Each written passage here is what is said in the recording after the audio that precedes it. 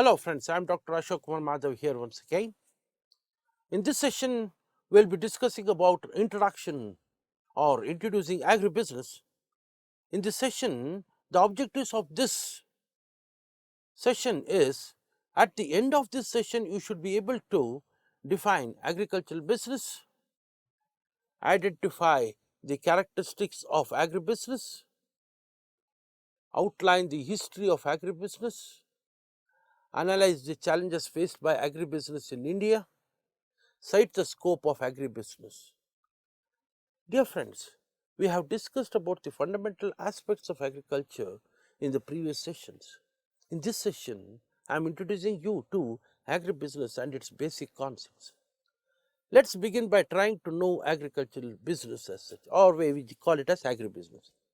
As a prelude, we can see that as we hear the term agriculture, we think of the plowed field, seeds being planted, crops harvested, along with milking cows or feeding livestock. Presently, agriculture has taken a different scope overall. It had evolved from the concept of feeding the hungry to a big business. Agriculture had extended itself to something known as agribusiness. With times, the agriculture process has become a vast and complex system. This also reaches far beyond the farm to include all those who are involved in bringing food and fiber to consumers.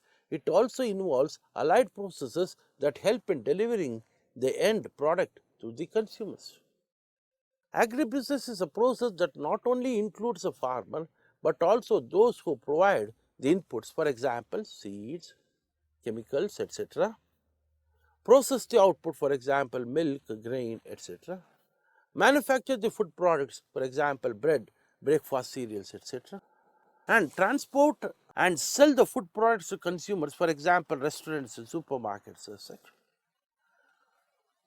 Agribusiness system has undergone a rapid change due to the rise of new industries, and as the traditional farming operations have grown more specialized, this transformation did not happen suddenly, but slowly in response to a variety of forces.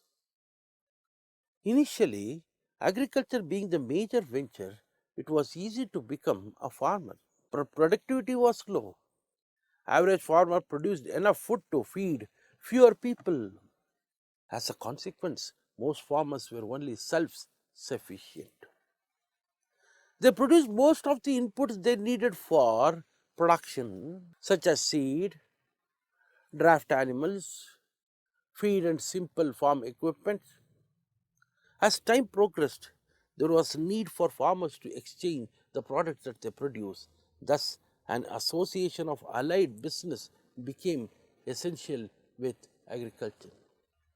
Now, we will see some milestones in agricultural business. Agriculture business as a concept was born in Harvard University in 1957 with the publication of a book, A Concept of Agribusiness, written by John David and A. Goldberg.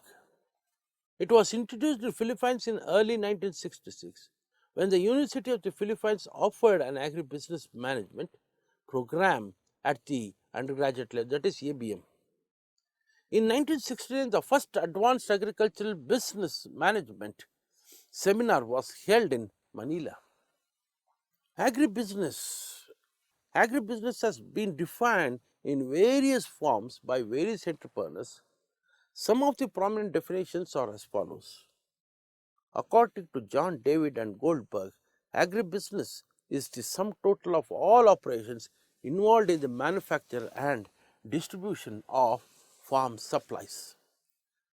production activities on the farm, storage, processing and distribution of farm commodities, and items made from them. According to another definition, agribusiness is defined as the sum total of all business activities involved in the production, processing, and distribution of agricultural products to the consumers. Agribusiness involves crop production, farming and contract farming, seed supply, agrochemicals, farm machinery, distribution, processing, marketing, and retail sales. Within the agriculture industry, agribusiness is used simply as a portmanteau of agriculture and business, referring to the range of activities and disciplines encompassed by the modern food production. The UN's Food and Agriculture Organization, that is FAO, for example, operates a section devoted to the development of agribusiness. It seeks to promote the growth of food industry in developing countries. In the context of academia, each individual element of agriculture, production, and distribution may be described as an agribusiness. However, the term agribusiness most often emphasizes the interdependence of these various sectors within the production chain. Among critics of large-scale industrialized, vertically integrated food production, the term agribusiness is used negatively, synonymous with the corporate farming. As such, it is often contrasted with smaller family-owned farms. Now, there are some myths about it. Some myths about agribusiness are: Myth 1: agribusiness involves agricultural production through farming. Media has extensively used the term agribusiness as a result of efforts of the government to develop the agricultural sector. This resulted in a stronger public interest in agribusiness. In spite of these efforts, certain reports and public opinion tend to equate agribusiness with farming. Now, myth 2: agribusiness is big business. As agribusiness originated from the West, it has always been associated with the big business. Some sectors have been accusing agribusiness of being anti-farmers. This concluded that agribusiness is inappropriate in developing countries where small farmers predominate. The third myth is agribusiness is purely a private sector undertaking. While agribusiness is primarily a private sector undertaking, there is a misperception that it is limited to profit-seeking organizations. This resulted that some people could not seem to appreciate the utility of the agribusiness concept in rural development projects implemented by the public sector for the welfare of rural communities. Some prominent characteristics of agribusiness are: there are variations in the kinds of business in agribusiness sector. These may include basic producers, wholesalers, transporters, processors, manufacturers, storage firms, packagers, food chains, retailers, etc. Large number of agribusinesses is involved. Large numbers of different businesses are evolved to handle the routes from the producer to retailers. Agribusinesses are built around several millions of farm producers. No other businesses is built principally around the basic producer of its raw product as agriculture business, and these businesses deal with farmers directly or indirectly.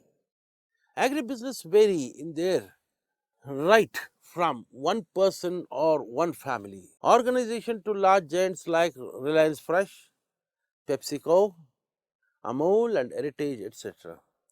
Agribusiness firms are small and compete in a relatively free market in which there are many sellers and many buyers. Agribusiness firms do not allow monopoly like enterprises in the industry. Product differentiation is common because of the brand and composition of the products. Agribusiness are traditional oriented and are more conservative when compared to other businesses as such. Most of the agribusiness are community oriented in the sense most of them are located in small towns and rural areas where relationships are important and associations are long term. Agribusinesses are highly seasonal in their nature due to the fact that they depend on farm production.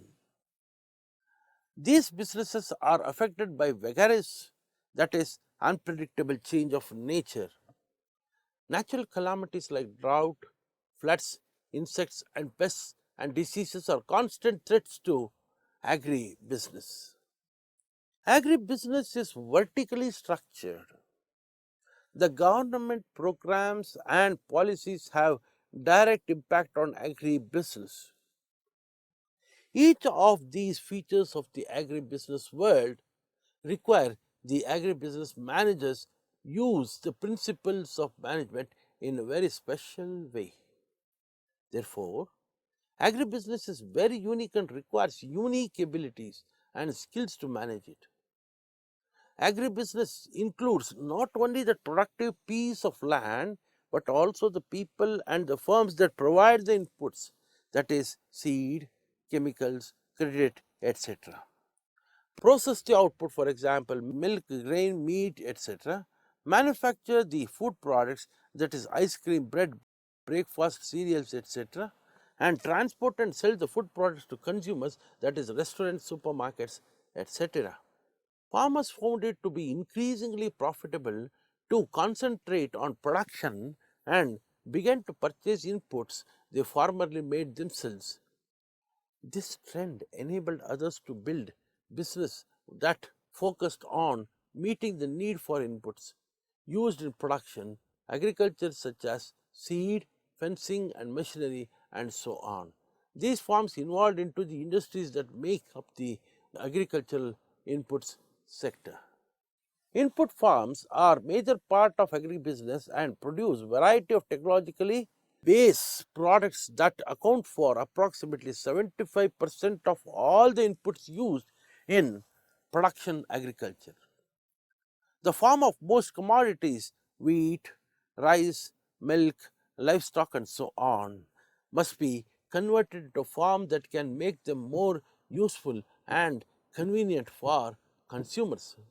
Now, for example, consumers would rather buy flour than grind the wheat themselves before baking a cake. They are willing to pay extra for the convenience of buying the processed commodity, that is the flour, instead of the raw agricultural commodity, that is wheat as it. During the same period, technological advances were being made in food preservation method. Up until this time, the perishable nature of most agricultural commodities meant that they were available only at harvest. Advances in food processing have made it possible to get those commodities all throughout the year. Today, even most farm families use purchased food and their fiber products rather than doing the processing themselves. The farms that meet the consumer's demand for greater processing and convenience also constitute a major part of agribusiness and are referred to as the processing manufacturing sector. Now, history of agribusiness, how it started as. Indian agriculture began by 9000 BC as a result of early cultivation of plants and domestication of crops and animals. Human settlement soon followed with implements and techniques being developed for agriculture. Indian agricultural products are traded around the world via trading networks and foreign crops were introduced to India. The 5-year plans gave importance to the agriculture sector, rural development and rural people's employment. Land and water management systems were developed with an aim of providing uniform growth. Our agriculture sector had undergone a green revolution during 1970s, after which white revolution related to milk production was carried out. Infrastructure is also a significant factor in the process of development. But a country like India does not possess enough infrastructure such as roads, electricity, fertilizers and pesticides availability. This is causing vulnerable damage to the growth of agriculture. While India has a wide network of rural finance institutions, many of the poor remain excluded. Due to the inefficiencies in the formal finance institutions, the weak regulatory framework, high transaction cost, and risk associated with lending to agriculture. Farmers' access to market is hampered by poor roads, rudimentary market infrastructure, and middlemen intervention in selling the products. Is very big problem in marketing the products. Hence, the Indian farmers need easily accessible and highly structured markets without middlemen's intervention. Now we go to India's agribusiness challenge. India is one of the very few countries in the world endowed with rich and diverse agroclimatic zones, vast land resources for cultivation, about 160 million hectares are there, huge chunk of human resources in agriculture, that is nearly two-thirds of the population, and wide variety of crops grown and strong research and development facilities. Indian agriculture has performed at the most satisfactory and has comparative advantage in much farm production, but does not enjoy competitive advantage. However, its share in world trade is insignificant, though it has 20% of world's irrigable land under food grains, is the second largest grower of vegetables, and produces nearly 17% of world's cotton. Many paradoxes still exist. For instance, in spite of good surplus of food grains, there are millions of people dying of hunger. Many farmers are poor and in debt, and in spite of having reasonable marketable surplus also, despite good research and development facilities also, farmers still practice subsistence agriculture. One of the underlying reasons for such paradoxes is the existence of a large number of small farmers. Through successive family generations and the resulting fragmentation of land, small farmers in India are poor, undernourished, poverty stricken, depend on monsoons, and practice subsistence agriculture. As their risk taking abilities are low, productivity declines. Poor market orientation and low value addition capacity gives them low margins, leading to low risk taking abilities. Thus, small farmers enter a vicious circle and find it difficult to break. A little bargaining power and heavy dependence on their farm produce for basic needs add to their woes, and they end up becoming victims to the exploitative market. Intermediaries who deny them a fair share of the consumer rupee, small farmers in India, in a bid to hedge their miseries, embraced diversification of agriculture. During the past 2 decades, there has been a perceptible increase of incomes from livestock, fisheries, and forestry. Food crops have been replaced by cash crops in many areas. However, the experience of agricultural development in India has shown that benefits will not accrue to the small farmers unless they are integrated into the markets as recognizable players through innovative institutional arrangements. Institutions, especially cooperative and corporate, have attempted to integrate small farmers into the market by removing bottlenecks in marketing of agricultural produce and regulating the market in favor of small farmers. A few institutional arrangements have been claimed to have reduced the transaction cost by steadily transforming from manpower driven to technology driven, from disintegrated supply chains to integrated supply chains, from finance as a source of control to information as a source of control. Two institutional arrangements, namely Anand's pattern of cooperatives and eShopal, have received wide attention for the benefits they claim to have passed on to the small farmers. There have been various studies conducted to evaluate and verify such claims, but most of the studies evaluated these two institutions exclusively. Hardly any study has been conducted comparing and contrasting both. In this chapter, we attempt to do the job. The purpose of comparison is to bring out the salient features embedded into the arrangements that benefit small farmers and look for the institutional management that offers better services to the small farmers. The outcome of the analysis would be helpful for policymakers to make appropriate initiatives. Scope for agribusiness in India. The scope and opportunities in the agribusiness have substantially expanded due to globalization of trade and agriculture. Agriculture is a major component of the Indian economy. More than 75% of our people have their livelihood as agriculture and agriculture oriented works. Mahatma Gandhi said, Indian economy lives in rural villages and many of the industries getting their raw material from agriculture sector. Agribusiness is based on some prominent scope of agribusiness in India. Or India is endowed with varied agroclimatic conditions which facilitates production of temperate, subtropical and tropical agricultural commodities. There is a growing demand for agriculture inputs like feed and fodder, inorganic fertilizers, biofertilizers. Biotechnology applications in agriculture have vast scope in production of seed, biocontrol agents, industrial harnessing of microbes for bakery products. Export can be harnessed as a source of economic growth. As a signatory of World Trade Organization, India has vast potential to improve its present position in the world trade of agricultural commodities, both raw and processed form. The products line include cereals, pulses, oilseeds and oils, oil meal, spices and condiments, fruits and vegetables, flowers, medicinal plants and essential oils, agricultural advisory services, agricultural tools and implements, meat, milk and milk products, fish and fish products, ornamental fish, forest by products, etc.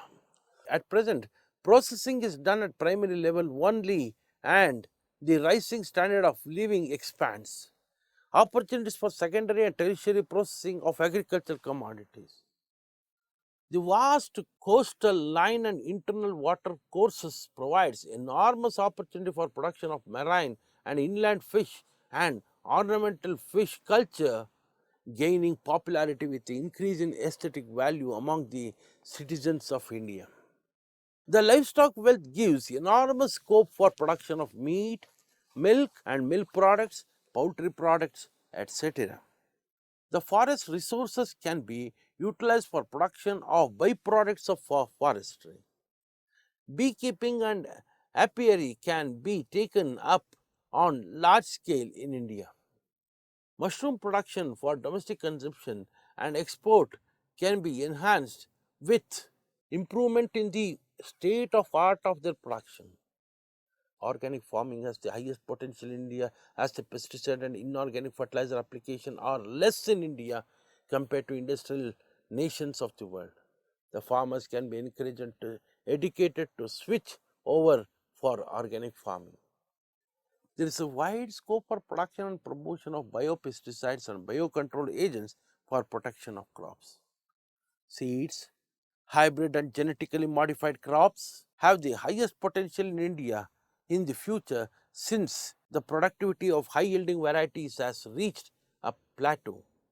Micro irrigation systems and labor saving farm equipments have good potential for the years to come due to declining groundwater level and labor scarcity for agricultural operations like weeding, transplanting and harvesting. Production of vegetables and flowers under greenhouse conditions can be taken up to harness the export market. Trained human resources in agriculture and allied sciences will take on agricultural extension system due to dwindling resources of state finance and downsizing the present government agricultural extension staff as consulting services. Enhanced agriculture production throws open opportunities for employment in marketing, transport, cold storage and warehousing facilities, credit, insurance and logistics support services. Impact of globalization. The policies of globalization have taken Indian agriculture into the global village, opening up various opportunities as well as numerous challenges. The current structural changes in the economy have resulted in major shifts in the nation agriculture scenario. The world eyes with the awe and optimism the fast growing Indian rural market, which has become indispensable for making corporate growth strategy in the country.